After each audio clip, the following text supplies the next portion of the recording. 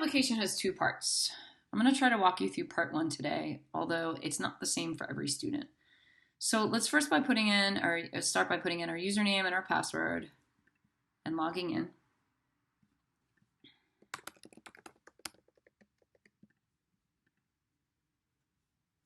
We're going to hit start my 2021 Apply SUNY application. It says continue for me because I already started it.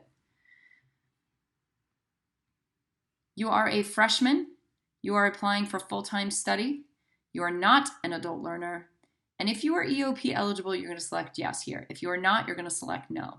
If you select yes for EOP, you're going to get a series of other questions to answer.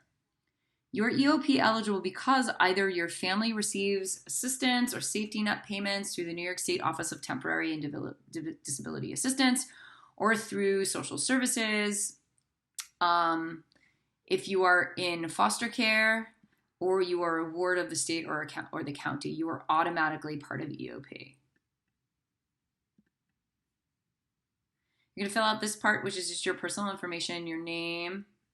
If you have a nickname, you could put it here, your social security number. If you have any academic records under another name. So if your name changed at any time during high school, you're going to want to place your former last name and your former first name here. If not, you hit no. There's only two options for gender on the SUNY application, unfortunately. So you want to select the gender that is assigned to your most current form of identification. So if you've legally had your gender change, you want to certainly put whatever is reflected there. If not, you have to use the gender assigned to your birth certificate or your driver's license. And then you can use this box down here as an opportunity to share more about your gender identity below. It's an antiquated system, but unfortunately, it's what we have to work with.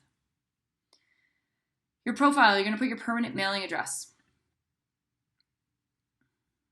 If you have a temporary address, you're going to place it here. Temporary address would be like if you are living somewhere else for a significantly long period of time, especially because a lot of us left the city due to COVID. You can put your temporary mailing address down there. If you can still receive mail at your permanent mailing address, I would suggest not using a temporary address and just waiting for that mail from your permanent address to get forwarded to you. Put a phone number here, either your home phone number or your mobile phone number. If you're a citizen, you're going to put yes here. If you're not, you're going to select no, and it's going to ask you a series of other questions, including your country of birth, your city of birth, your country of citizenship, and whether or not you're a permanent resident. If you are, it's going to ask you for your alien registration number. So you do need to have this information readily available to you.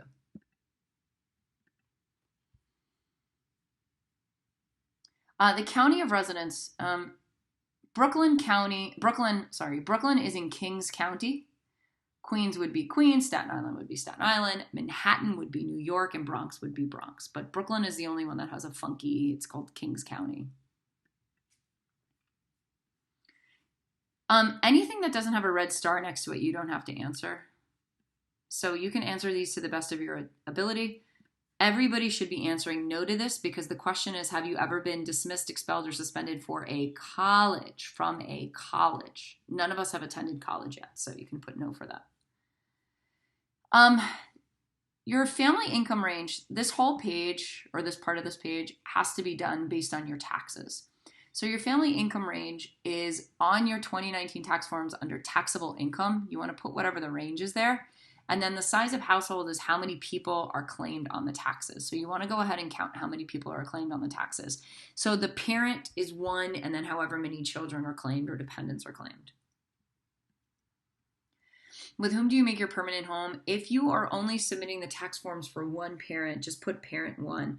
If you are submitting tax forms and both your parents are on it, you have to put both parents. But if you only have tax forms with one parent on it, put parent one and put that parent's information down here. For parent two, you do have to put something in the field. So put NA for first name and NA for last name. And then don't complete anything else for parent two. If you have any relatives who have attended a SUNY campus that you're applying to, you want to put it here. If not, save and continue. Academic history, your NYC DOE OSIS ID number is your student ID number, whatever that might be. Whatever your student ID number is, I don't know. You will graduate, yeah, it's wrong. You will graduate from high school. You will graduate in June 2021. If you've attended a New York State high school for 2 or more years, put yes. If you have not, put no. This question is asking you if you've received college credits from your AP class, not if you've taken an AP class, but if you've received college credits. To receive a college credit, you need to have scored a 3, 4, or 5 on your AP exams. If you have, check off yes. If you have not, leave it blank. We are skipping all standardized tests. And this is where you select your campuses. So I'm going to just delete these because I want to show you how to select a campus. So you're going to add a campus choice, fall 2021, and you're going to pick the schools that you're interested in applying to. Buffalo State College. Yes, I am an EOP applicant. Thank you very much. And I want to study ceramics. I do want on-campus housing because it's 6 hours away. I've never applied to this campus. And I don't want my standardized test scores considered as part of the admissions process. Pick a different major, don't pick ceramics. And you'll go through each of the schools that you're interested in applying to and answer those series of questions.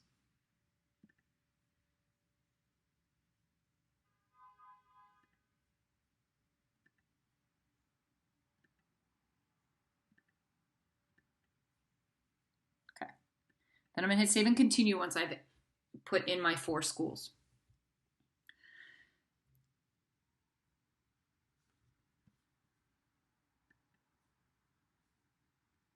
You do not have to print your application. Yes, I agree.